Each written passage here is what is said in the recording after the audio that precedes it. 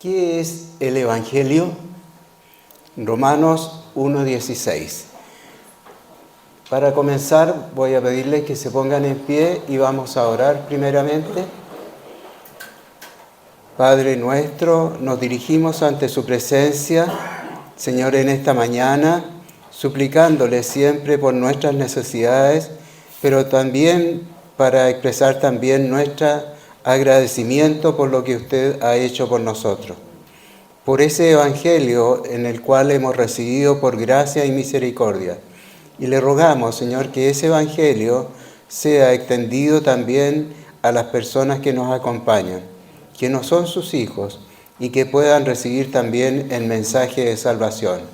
Se lo rogamos en el amor de Cristo. Amén.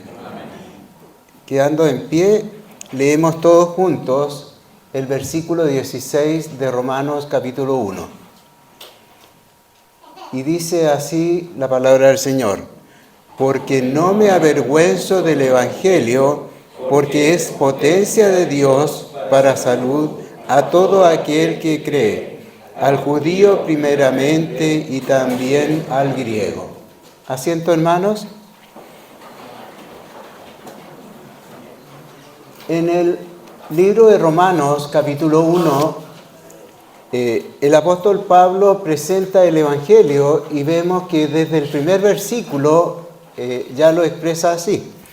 En el primer versículo dice: Pablo, siervo de Jesucristo, llamado a ser apóstol, apartado para el Evangelio de Dios. Pero ¿qué cosa es el Evangelio? Es lo que se va desarrollando en todo este capítulo, que es la introducción al libro completo de Romanos. Es un libro muy interesante porque nos da detalles de toda la estructura y la profundidad que significa el mensaje del Evangelio, que es el mensaje de salvación para alcanzar de parte de Dios al ser humano.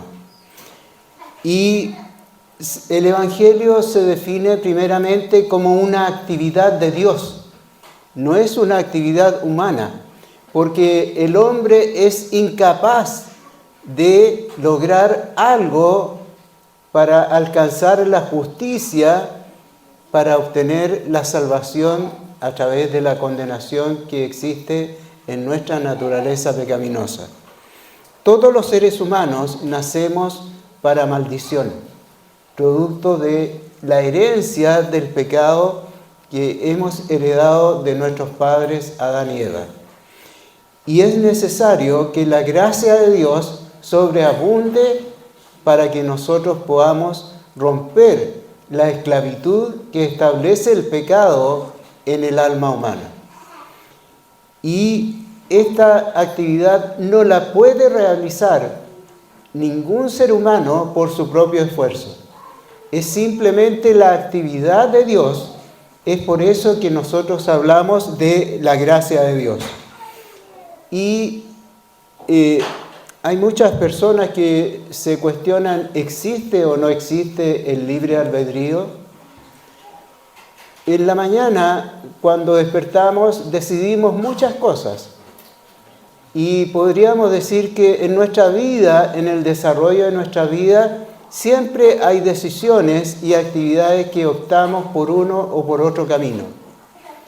Y realmente se nos diluye esto de que no exista el libre albedrío, pero si yo me coloco la ropa que yo estimo conveniente, hago muchas actividades, en el desayuno yo decido cuál cosa voy a comer, Pero el libre albedrío existe para cuando estamos frente a la justicia de Dios. El hombre puede optar por su propia decisión el ser un hijo de Dios, por méritos propios, por justicia propia o por obras, como lo dice la Biblia. El hombre es enteramente incapaz de alcanzar la salvación por su propia actividad. Es una actividad completamente de Dios. Y es necesario que Dios tenga misericordia a través de la gracia que entrega a través del Evangelio. Por eso, no importa la condición en que esté el ser humano. Tal como estás, tienes que presentarte delante del Creador para alcanzar la salvación, para hacer tuyo el Evangelio que se ofrece de parte de Dios para todos nosotros que estábamos muertos en delitos y pecados. Romanos, el libro de Romanos, es un llamado a la reflexión de lo que hacemos con nuestra vida con respecto a las cosas de Dios. Es un llamado de salvación, es un llamado de Dios, de amor, para que todos nosotros abracemos lo que Él hace a través de este propósito de entregarnos el Evangelio. El Evangelio nace en la mente de Dios y se ejecuta a través de su Hijo Jesucristo muriendo en la cruz del Calvario. Y se extiende por toda la eternidad al proporcionarnos vida eterna. El vivir en la gloria de Dios es la herencia de todos aquellos que han puesto su confianza, su fe en Jesucristo como su Salvador. Ese es el camino del Evangelio. En el versículo 1 que recién leíamos, que dice Pablo, siervo de Jesucristo, llamado a ser apóstol, apartado para el Evangelio de Dios. Aquí el apóstol Pablo se presenta con credenciales. Y la primera credencial de importancia en este currículum es el que se presenta como un siervo. Todo hijo de Dios no vale nada las cosas que hemos alcanzado en nuestra vida, los logros, los éxitos, sino que nos tenemos que presentar humilladamente delante de un Dios 3 veces santo. Y Pablo tenía muchos méritos humanos, sin embargo, él se da a conocer como el siervo de Jesucristo, alguien que está dispuesto a obedecer el mandato de nuestro Señor Jesucristo. No a las cosas que él le parecía y podría legítimamente haber optado por ser alguien importante. De hecho, él podría haberlo tenido. Tenía capacidad, tenía estudio, tenía linaje, tenía también riqueza. Pero él optó por ser un siervo de Jesucristo. Y es así como el ser humano tiene que, para entrar al Evangelio, tiene que estar dispuesto a obedecer a un Dios que es el creador de todas las cosas y que gobierna también enteramente nuestras vidas. Y es además llamado a ser un apóstol. Es llamado por Dios para ser un apóstol. No es una actividad que él haya buscado, sino que Dios lo alcanzó para ser un apóstol. ¿Y qué es un apóstol? Es un servidor de Dios que proclama las grandes verdades del Evangelio para todo el mundo. ¿Y para qué ser nombrado un apóstol? Dice acá el versículo, apartado para el Evangelio de Dios. Y ese es el motor de la iglesia. Nosotros tenemos que juntarnos, ¿no es cierto?, con esa humildad, con esa humillación, para trabajar en la obra de Dios, en la iglesia, con humildad.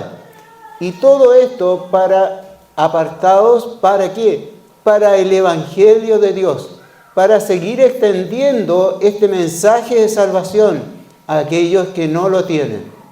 Es por lo tanto una gran oportunidad que tenemos de estar entregando el mensaje de amor de parte de Dios a aquellos que lo necesitan.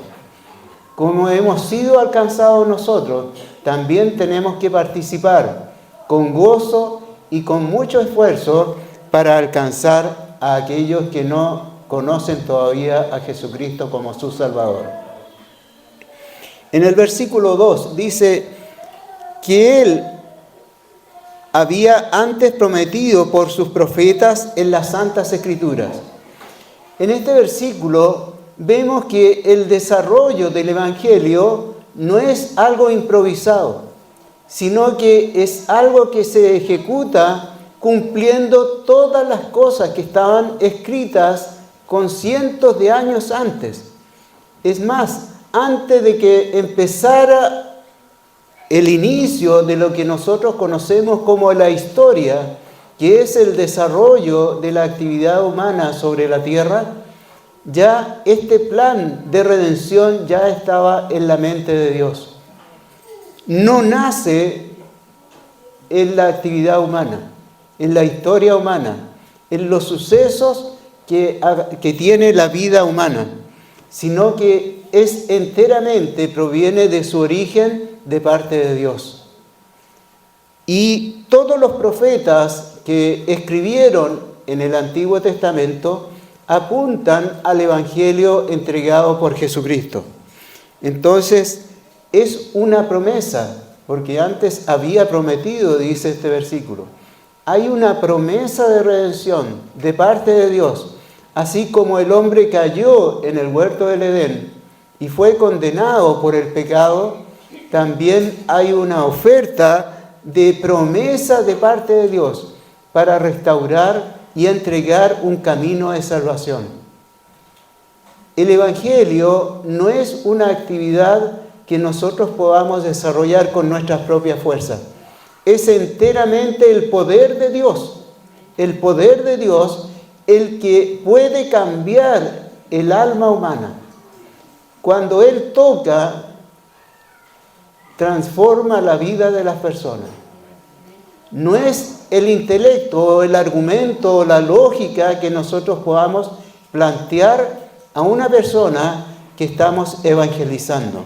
Tenemos que pensar siempre que es el Espíritu Santo quien toma a las personas y las convierte tal como lo hizo con Pablo.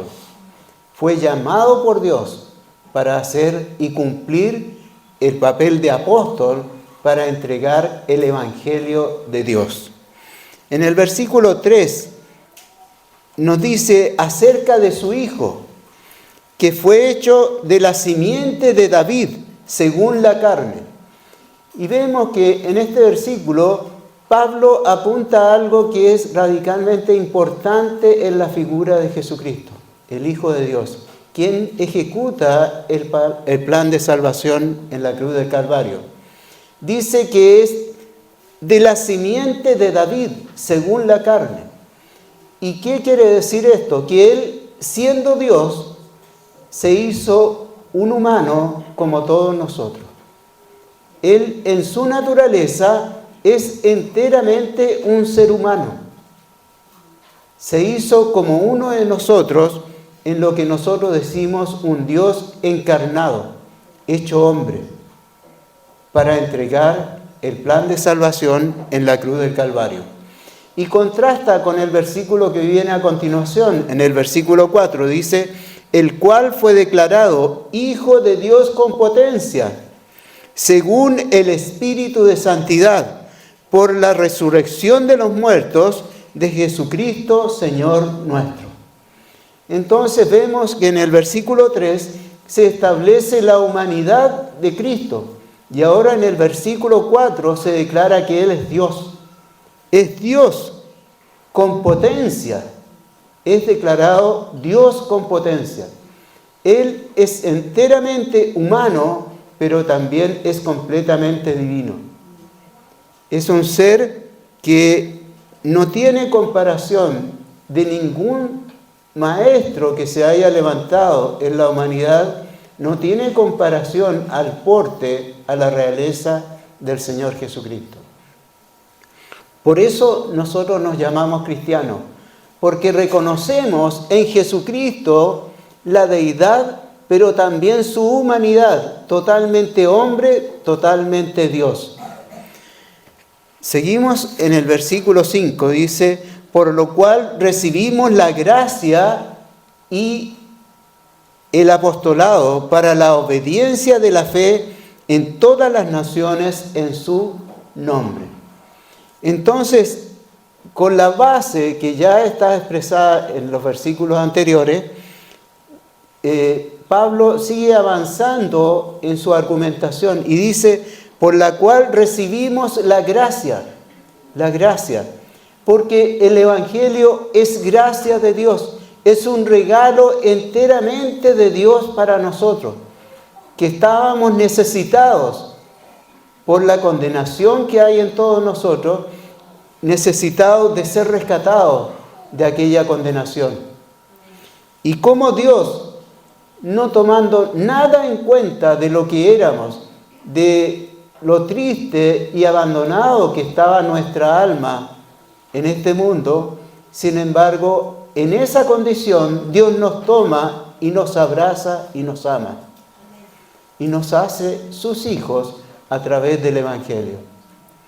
No hay nada que toma en cuenta a Dios para considerar el entregar el Evangelio para que nosotros recibamos el perdón de nuestros pecados. Y esto, el Evangelio produce además una dependencia permanente de Dios en nuestras vidas. Una permanencia que significa obediencia.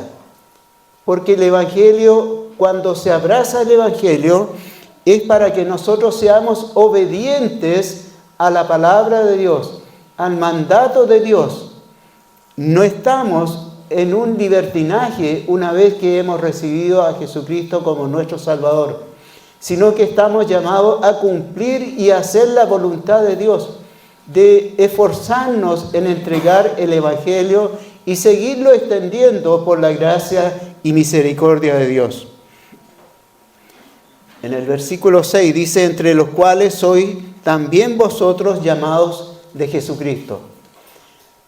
Esto es importante rescatarlo, porque nosotros buscamos a Dios o Él nos alcanzó. ¿Quién amó primero? ¿Nosotros amamos a Dios o Dios nos amó primero? Claramente, Dios nos amó primero. Y no hay ningún privilegio que nosotros podamos exponer en la presencia de Dios. Y tenemos que reconocer que tenemos la necesidad imperiosa de presentarnos tal como estamos para ser alcanzados con ese llamado de Dios, ese llamado de Jesucristo. Es un llamado a nuestra alma. Dios nos está mostrando su amor para que seamos fieles y podamos abrazar el Evangelio que se nos ofrece de parte de Dios. Un Evangelio de gracia y de amor. No hay nada que nosotros podamos hacer. Y en la condición en que estemos, tenemos que presentarnos humilladamente en la presencia de Dios. En el versículo 7 dice lo siguiente, a todos los que estáis en Roma, amados de Dios, llamados santos, gracia y paz tengáis de Dios nuestro Padre y del Señor Jesucristo. En el versículo 8, primeramente doy gracias a mi Dios por Jesucristo acerca de todos vosotros, de que vuestra fe es predicada en todo el mundo. Jesucristo es la base de la vida de Pablo. Y también es la base de aquellos hermanos a los cuales estaba escribiendo Pablo. Es decir, que había una fe común, una fe que los unía. Y Pablo expresa frente a estos hermanos a los cuales está dirigiendo esta carta, dando gracias. Doy gracias, ¿no es cierto?, a mi Dios por Jesucristo. Porque ese Dios, ese Jesucristo, estaba en los hermanos. Y es así como nosotros tenemos que dimensionar lo que significa la iglesia en la cual estamos hoy en día. Nos une la gracia de Dios. Nos une esa gracia de Dios por Jesucristo. Jesucristo nos mantiene en la unidad de la fe, en la unidad espiritual que significa la iglesia de Cristo. Somos declarados santos, según este versículo. Santos significa alguien que ha sido lavado enteramente, que sus pecados ya no son considerados delante de la justicia de Dios. Y podemos decir con toda seguridad, gloria a Dios, porque soy salvo por la sangre de Jesucristo. Versículo 9, porque testigo me es Dios, al cual sirvo en mi espíritu en el evangelio de su Hijo, que sin cesar me acuerdo de vosotros siempre en mis oraciones. El motor del evangelio no es tanto la actividad misionera. Esta actividad se tiene que basar siempre en la oración permanente para que se exprese el evangelio en toda su dimensión. Que las personas puedan ser alcanzadas por el Espíritu Santo para que ellos reciban la salvación. Y esa actividad, ¿no es cierto?, esa potencia del evangelio radica en la oración permanente de Pablo por aquellos que él iba a predicar el evangelio. Pablo estaba lleno de actividades, de viajes misioneros, pero él nunca abandonó la oración. Y es importante que basemos también nuestra vida personal en oración, en una oración permanente, porque con todo el intelecto o la argumentación que podamos desarrollar de aprendernos tal o cual versículo para ir a evangelizar, ¿qué sacamos si no hay oración? ¿Estará ahí el poder del Espíritu Santo obrando para salvación? La lógica de la sabiduría humana no sirve para que las personas alcancen el Evangelio del Señor Jesucristo. Y sigue además la actividad de la oración. En el versículo 10 dice lo siguiente, dice, rogando, es decir, que es una oración que era permanente en Pablo. Si al fin algún tiempo haya de tener por la voluntad de Dios próspero viaje para ir a vosotros. O sea, todas las cosas que hacía Pablo las ponía en oración delante de Dios, aún para ver cara a cara a los hermanos que estaban ahí en Roma. Dios estaba en la oración de Pablo. Que todo esto se haga de acuerdo a su voluntad. Por más que planifiquemos, que hagamos comisiones, si no está basado todo esto en la oración, en una entrega personal y humilde delante de la presencia de Dios, para que actúe su poder, para que actúe su evangelio, para que actúe el Espíritu Santo. En el versículo 11, seguimos avanzando, dice, porque os deseo ver para repartir con vosotros algún don espiritual para confirmaros. Es a saber, para ser juntamente consolado con vosotros por la común fe vuestra y juntamente mía. Esto es sumamente importante, estos dos versículos. ¿Para qué sirve la iglesia? Y aquí Pablo lo expresa. Dice, para ser consolados vosotros en la común fe vuestra y juntamente mía. Es decir, que todos nosotros, al juntarnos en la iglesia, estamos siendo consolados, estamos siendo edificados. Y esa actividad nos une en el trabajo del pueblo de Dios. No sirve servir a la iglesia desde lejos. Será muy cómodo ver en internet un culto, pero lo que se necesita es tener el contacto entre los hermanos. El abrazo, ¿no es cierto? Esa consolación, el ver que estamos trabajando todos juntos. Y cuando hay un problema, no criticar al hermano, sino que ponernos a su lado y orar juntamente para que seamos edificados, para que lleguemos a superar todos los problemas y situaciones que pasen en nuestra vida. Es para eso lo que se juntan los hermanos en la iglesia de Cristo. En el versículo 13 dice: «Mas no quiero, hermanos, que ignoréis que muchas veces me he propuesto ir a vosotros, empero hasta ahora he sido estorbado, para tener tiempo entre vosotros algún fruto, como entre los demás gentiles». Muchas veces nosotros planificamos y ponemos nuestro corazón en algunos proyectos, pero ¿será la voluntad de Dios o estamos porfiando con lo que nosotros queremos hacer? Aún dentro de la iglesia muchas veces manifestamos esa naturaleza egoísta de no considerarnos como siervos, sino que queremos que las cosas se hagan de acuerdo a lo que nosotros decimos. Nosotros debemos tener la última palabra en todo. Eso estorba en la iglesia de Cristo. Tenemos que humillarnos delante de su presencia para que se haga su voluntad. Que el Señor nos perdone. ¿Y para qué? En el versículo 4, a griegos y a bárbaros, a sabios y a no sabios, soy deudor. Esa es la humildad que necesita un hijo de Dios.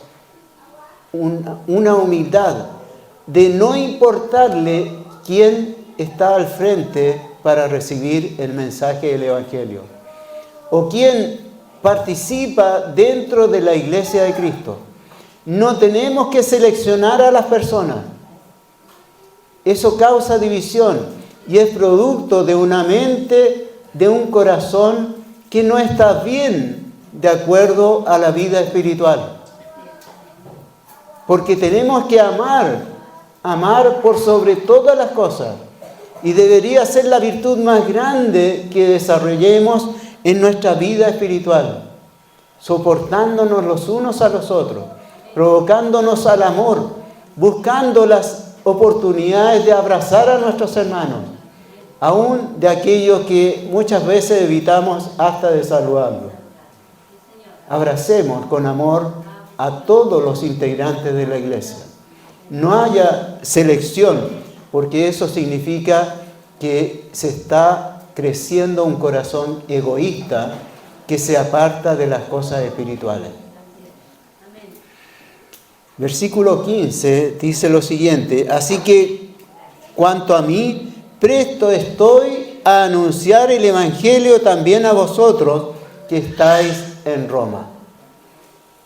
Pablo tenía el gran deseo, no era solamente una misión que se le había impuesto por Jesucristo, el ser apóstol, sino que su corazón ardía por el Evangelio.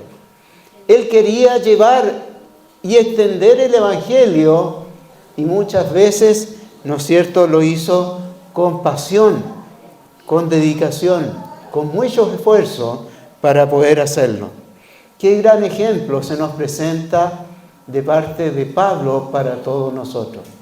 Nosotros amamos el Evangelio, nosotros amamos el poder extender el Evangelio a toda criatura.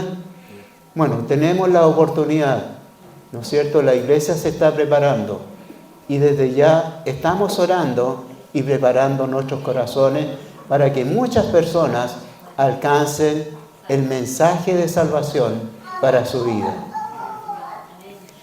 Versículo 16 que es el versículo que se había colocado para esta predicación.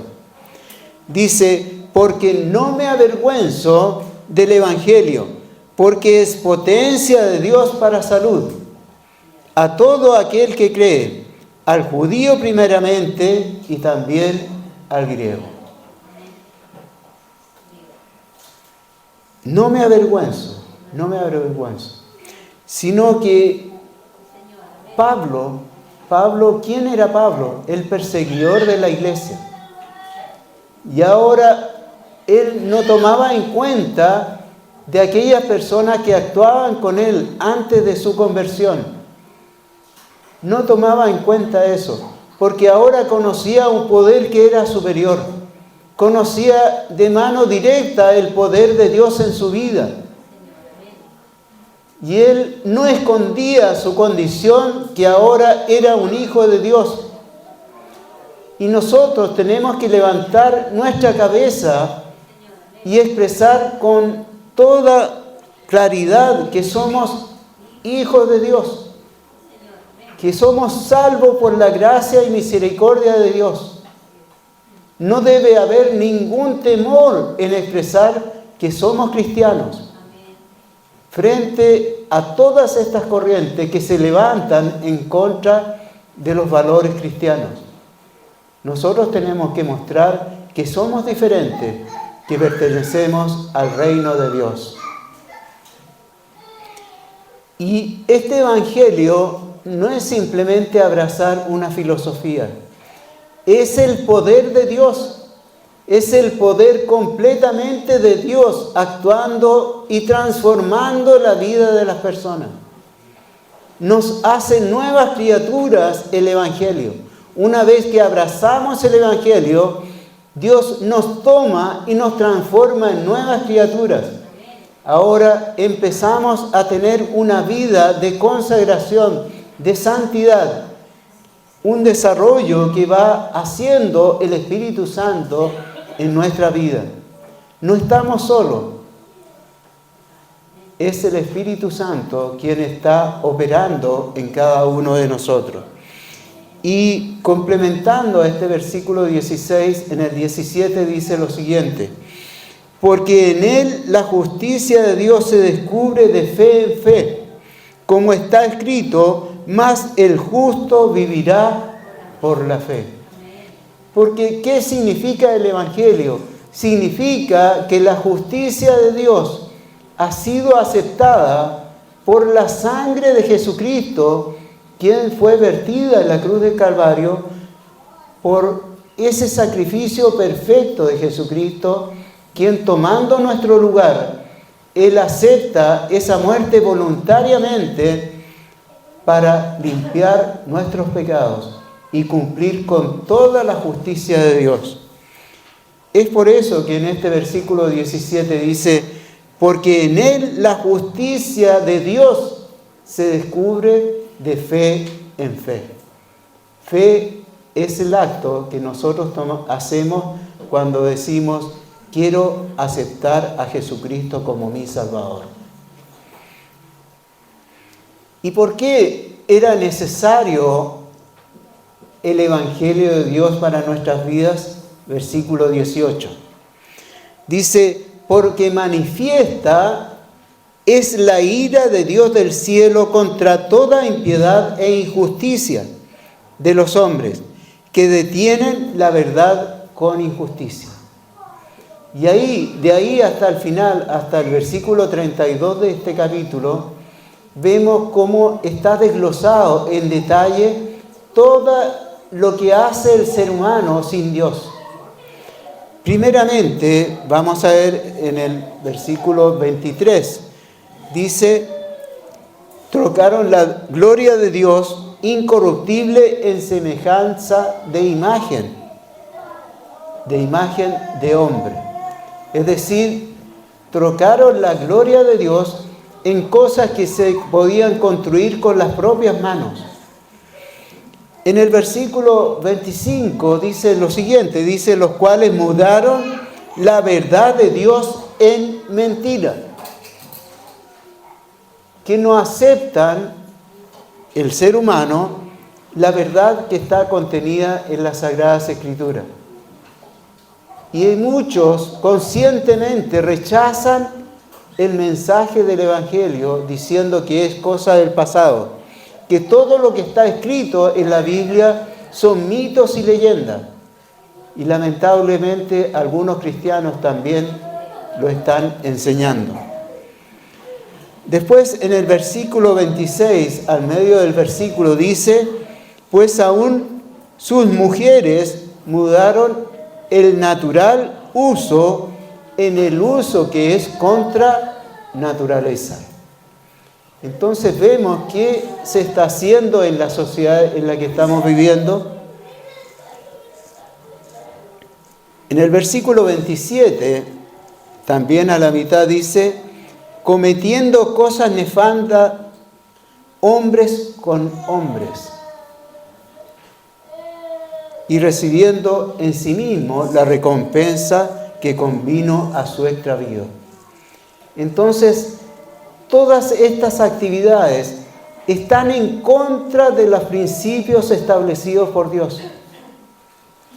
Y de esas cosas nos rescata Dios. Aún en la condición que estemos, Dios nos transforma y puede revertir todas aquellas conductas que van en contra de las cosas de Dios. Y al final, en el versículo 32, lo más importante de todo eso, resumiendo todo lo que se detalla en todos estos versículos, dice, al final dice, son dignos de muerte no solo los que hacen, más aún consienten a los que las hacen. Nosotros no podemos permitir, ¿no es cierto?, consentir de que esas conductas que están todas expresadas en estos versículos estén presentes en la vida de la iglesia. El Evangelio transforma por la gracia y misericordia de Dios las conductas y las vidas de todos los seres humanos. ¿Cuál es el Evangelio en el cual estamos sirviendo? ¿Es un Evangelio puro y genuino que está basado en la palabra de Dios? ¿O hemos fabricado un Evangelio de sustituto? Un Evangelio adaptado a nuestros propios intereses, no reconociendo nuestras faltas y nuestros pecados delante de Dios. Tiene que haber una honestidad en nuestra alma frente a las cosas de Dios. Y el Evangelio nos enseña eso. Ser honesto significa reconocer que enteramente necesitamos del amor de Dios, que necesitamos ser transformados de nuestras conductas, que tenemos que abrazar la vida de santidad para ser apartados, para enteramente en la justicia de Dios ser abrazados por ese amor infinito que Jesucristo expresa en la cruz del Calvario. El Evangelio es personal. El Evangelio es una invitación de Dios para cada uno de nosotros. Y es necesario tomar en consideración lo que dice la palabra de Dios. Dice en el versículo 16, porque el Evangelio, porque es poder de Dios para salvación a todo aquel que en él cree. Necesitas tener un encuentro con Dios. Necesitas que tu vida sea abrazada y limpiada por la sangre de Cristo. ¿Y qué cosa tenemos que hacer? En Marcos 1:15 dice, arrepentíos y creed en el Evangelio. Creed en el Evangelio. ¿Cuántas veces seguramente has escuchado en tu vida el Evangelio, el plan de salvación? No podemos seguir negando psicológicamente este llamado. Es un encuentro que debemos tener con nuestro Creador, con nuestro Dios. Y no hay términos medios. O lo aceptamos o lo rechazamos. Y nuestra oración es que abraces el Evangelio que se te está ofreciendo de parte de Dios. Que no siga dilatando esta decisión, que es trascendental para tu vida. Que el Evangelio te abrace y te convierta en un hijo de Dios para ser transformado por el poder del Espíritu Santo. En Romanos 1:7, Pablo le decía a los hermanos ahí en Roma, le decía, amados de Dios, llamados a ser santos. Dios te ofrece una transformación para convertirte en un santo, en una persona apartada por Dios para vivir no solamente en la vida dentro de la iglesia, sino una vida eterna en la presencia y la gloria de Dios. Una vida que trasciende más allá de la muerte física y que nos lleva y nos asegura a ese lugar celestial que Dios tiene preparado para todos aquellos que han confiado y han aceptado a Jesucristo como su Salvador. Oremos.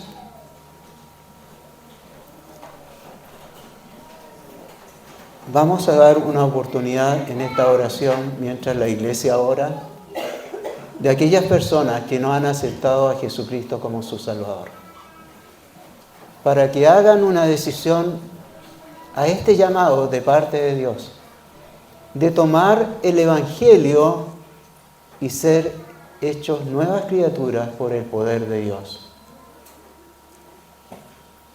Si alguien en esta mañana ha sentido en su corazón el llamado de Dios, sepa que no es el predicador el que está golpeando su corazón, es la presencia de Dios.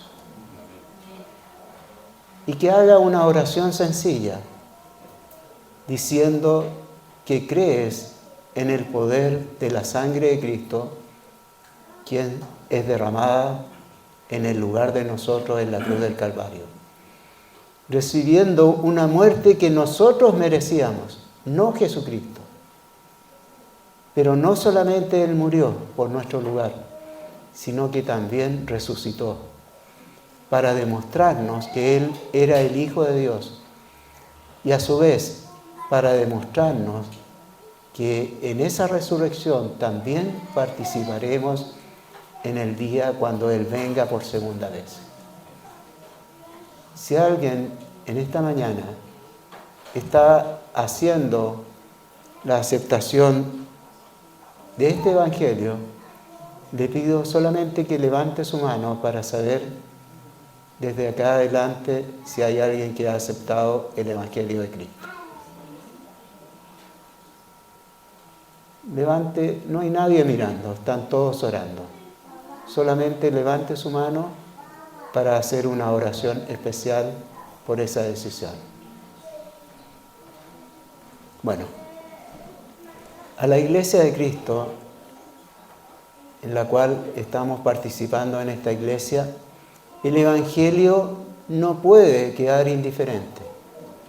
Es un llamado a recordarnos el valor del Evangelio para los que pertenecemos a esta iglesia. Y le pedimos a Dios que Él actúe con poder y potencia dentro de esta iglesia. Padre nuestro, que estás en los cielos, nos presentamos tal como somos delante de su presencia, en la cual no podemos esconder nuestra condición. Todo lo que existe en nuestra alma, en nuestro corazón, lo que abunda en nuestra mente. No hay nada, Señor, que quede ajeno a su conocimiento. Y le rogamos, Señor, que usted tenga misericordia de nuestras vidas, que nos perdone y sea, Señor, su sangre bendita, hacernos limpios, Señor, por aquel mérito de la sangre de su Hijo Jesucristo en favor de nuestro. Le damos gracias por esta iglesia y por su palabra. Todo esto en el amor de Cristo. Amén. Que el Señor les bendiga en esta mañana.